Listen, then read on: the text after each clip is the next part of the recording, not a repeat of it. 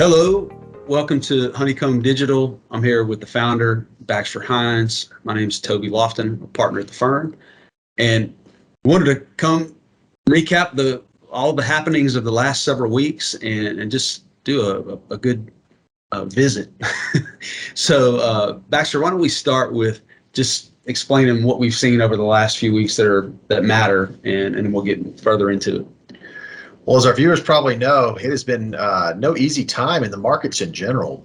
Bond markets, stock markets, even your real estate markets, credit markets are all taking some bumps as of recently, to say the least. And crypto has been no exception. I mean, I would say as we were getting into sort of the middle part of April, I was actually very impressed with how well crypto was holding up, considering how the NASDAQ was selling off, considering how the Fed was tightening. You saw big macro or geopolitical events like the Russian invasion of Ukraine.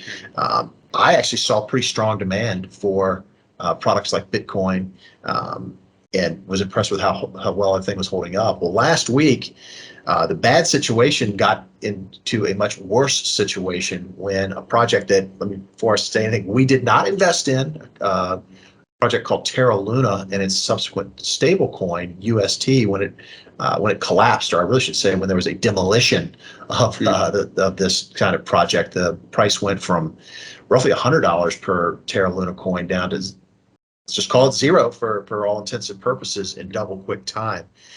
We stayed away from that project. Before we buy any coins, we do a deep dive into the project.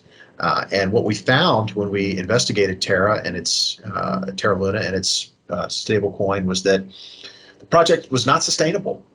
Long and short, we published a report back in mid-March and then put out a video on our website at the end of March, really comparing what was unfolding with that project to some events that we saw in the late 1990s when the Asian financial crisis happened. There were currency boards in that part of the world that ran out of reserves very quickly, and the market punished those foreign exchange rates. We saw the same potential situation unfolding with Luna. So thank goodness we've stayed away from it, and we stick with that disciplined process. Yeah, well, and as a reminder for those who aren't as familiar with our firm, and we all come from a traditional asset management background. And so one of the things we wanted to share with you guys is just the investment process. We have a wheel that we'll see here in the excerpt. But what we first do is identify the themes that we believe are sustainable and will continue far into the future. And then within those themes, step two is identifying which cryptos are going to actually benefit from the themes that have been identified. Well, and then step three, we actually go into a deep dive fundamental analysis of each of those candidates, which are including utility, the competitive advantage, and scarcity of that specific crypto. And so, Baxter, can you explain to us some of the positions in the strategy and how we arrived at those conclusions, and kind of why is that important? Sure. Well, the first thing I want to say with our positions is that really no cryptos were spared. That's kind of hard stop there. When you have a liquidity event like what unfolded with Terra Luna, everything's going to go down. People are comparing this event to when Lehman went down in 2008. When I've told people that, they think that's ridiculous. Don't even say something like that. Well, to put it in perspective, Lehman Brothers had a market cap of about $60 billion. Terra at one point had an $80 billion market cap. So this was a very serious drawdown that unfolded.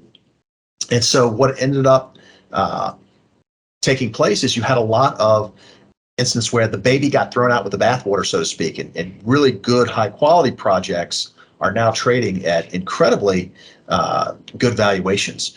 Just to give you an example of that, our largest position is a token called Hedera Hashgraph, or HBAR. Mm-hmm. We really like this being a next generation Ethereum type of project where it can do everything Ethereum can do, but in what we believe is a better, faster, cheaper way. Well, last week when the storm was at its highest point, actually a huge announcement for Hedera came out. There's a Fortune 500 company called Avery Dennison, $14 billion market cap. They're one of the world's leaders in logistics and supply chain management. They're actually the largest producer of RFID chips. They announced that they're going to partner with Hedera on their Atma.io project, which oversees the tracking and distribution of over 22 billion products worldwide. They service many of the Fortune 500 companies and help them to distribute products in a more efficient way. I think that is a glowing endorsement of Hedera. It just so happened to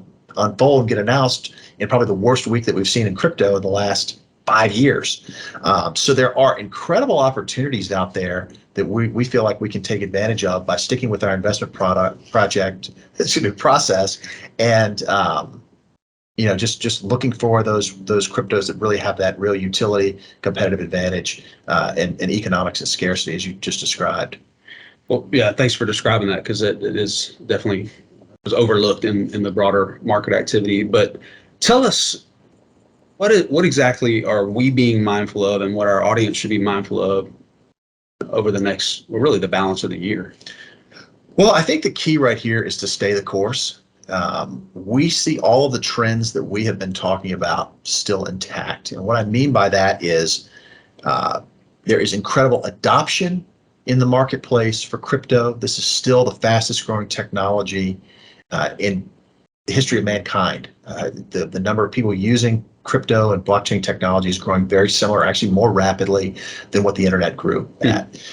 Number two, the infrastructure is still being built. So some of the brightest minds in both Silicon Valley and Wall Street, they're dedicating their careers to building applications on top of the blockchain that will make it better, faster, and cheaper than what we do today. A lot of opportunities there. And then the third is the regulatory environment is getting cleared out. In fact, this Terra Luna incident actually was brought up by Janet Yellen when she was testifying to Congress last week, and Senator Pat Toomey of Pennsylvania asked when she thought there would be stablecoin regulation, and she promptly responded they were hoping to do it by the end of the year.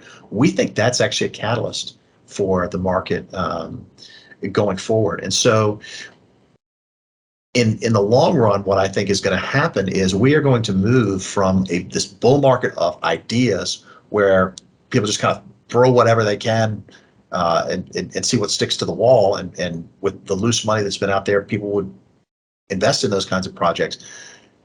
There's going to be a reality check now, and we're going to move to this bull market of utility where investors are going to demand, what is the use case? What kind of economics are being driven? The same things that we're looking at from the Honeycomb Digital perspective, and I think that's what creates a real opportunity.